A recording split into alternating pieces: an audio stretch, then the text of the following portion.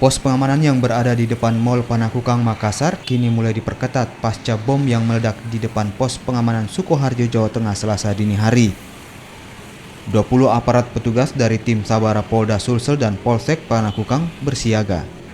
Selain menjaga keamanan dan patroli, di pos pengamanan ini juga disiapkan petugas kesehatan serta ambulans yang bertugas untuk melakukan pengecekan kesehatan bagi warga dan juga petugas kepolisian.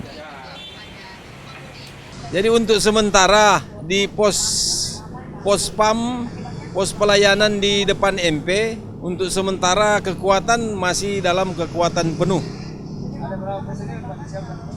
Untuk sementara personil masih tetap kekuatan penuh 20 personil.